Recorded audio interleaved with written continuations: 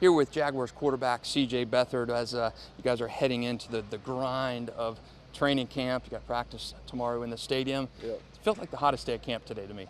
Yeah, it was definitely hot out there. I mean, they all feel pretty hot, but when you add the pads on like we had the last few days, it definitely amplifies the temperature up a little bit more, and a longer practices you get farther into the day when it gets hotter. So it's definitely hotter.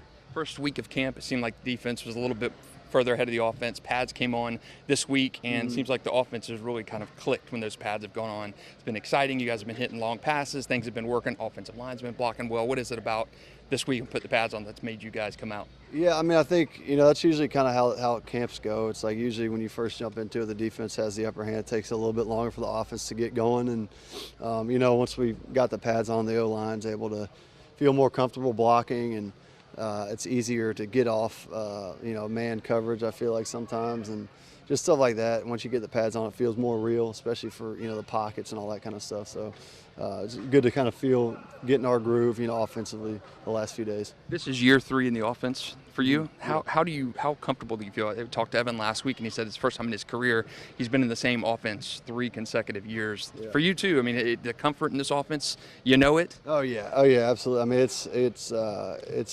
it's so nice being able to be in an offense for multiple years at a time. Just being able to kind of not only know the offense, but be able to teach some of the young guys the ins and outs of the offense.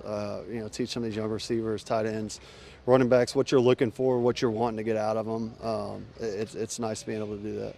What do you take from a year like last year where you started so hot, you came in, injuries were all over the place, even you battled some injuries as well. What do you take from a season like that where the expectations were high, the start was fantastic, and then you kind of ended on a down note? You really just got to use it as motivation. Never in a million years did we think we would finish the way we did last year, but it's football. You got to show up week in and week out, and if you don't, you can see what can happen. We've definitely used that to fuel us going into this off season and going into this season. You learn from your mistakes, and it's such a learning opportunity to learn from that season the way it ended, and we don't ever want to have that happen to us again. So. What do you think were some of the issues? Was it the injuries really that important? I mean, the consistency on the offensive line was banged up. You and Trevor were banged up. Yeah, I mean, definitely injuries is a big deal about it. Towards the end of the year, and usually those teams that are in the final 4 of the playoffs are usually teams that have stayed relatively healthy. Your best players are usually staying healthy all year long.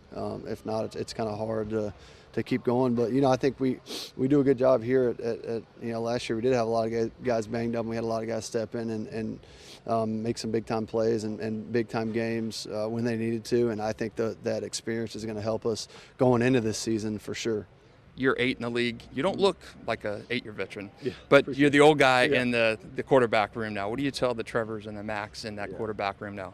Yeah, I mean, it's just the 8 years in, it feels, it's weird. It doesn't feel like I'm 8 years in, but, when guys sometimes look at me, I'm like, I'm not that old, guys, but thinking about, Cam Little is like probably the youngest guy on the team, how young he is, and it's like, holy cow, man, I am pretty old compared to these guys. But, it's just the experience, whether it's playing experience or just being in meeting rooms for 8 years. The knowledge that I have, I feel like is helpful to Trevor, helpful to Mac, and I love our room right now. We all get along well. Coach McCoy and Andrew Briner with Press and Doug in the room, and the 3 QBs, we really get along well, and we just kind of vibe off each other, and it's a fun room to be a part of. 3 quarterbacks on the team. Do you use preseason to kind of filter that out? I mean, it's a business, obviously. I don't know if they'll keep 3 quarterbacks, 2, 3. What's kind of your read on the situation? And you kind of control that in your own hands, right? Yeah, I mean, all I can do is just go each day and do the best that I can do. The chips will fall where they may, and I'm confident in my abilities to be able to play in this league, and I want to be here, and we'll just see what happens. No one's told me anything, whether they're keeping 3, 2, whatever. It's just I'm just taking it day by day and just trying to put my best foot forward each and every day. I know fans don't like the preseason. The players like the preseason. Yeah, exactly. Yeah, it's funny because they keep talking about trying to cancel some of these preseason games out in the next CBA and all that. And while a guy like me that's 8 years in, I can see where preseason is like, man, it's it's hard, like starters and the guys that are the highest paid are the highest paid, but these young guys that coming in trying to earn a spot, it's huge for them. You know, I would hate that for them to lose the opportunity to go out and play in preseason games. You know, there's been a lot of diamonds in the roughs that have been able to show off some stuff that they have on tape through preseason, whether it's on that team or another team seeing them and being able to move on from there. So, yeah, it's definitely a lot of good that can come out of preseason. Last one for me. You and your wife Madeline are expecting, right? Yeah. Child number 2. Yep. Excited. What do you're going to be doubled up now, right? So you got this kid number 2. So you don't just have it the 2-on-1 anymore. It's going to be weird adding the second one to the mix. For sure, man. It's been a while. Our daughter's 7 now, so we haven't had a young one in the house for a while. You know, she's due early January, so it's going to be fun. You know, we're super excited. It's a boy, so I've been wanting a boy. Always wanted a boy, and so I'm really excited about that. What advice, Matt? So Mac's on the clock. Is he on the quarterback without a? We told him he's got a couple months to try and get that figured out. But no, I'm just kidding. No.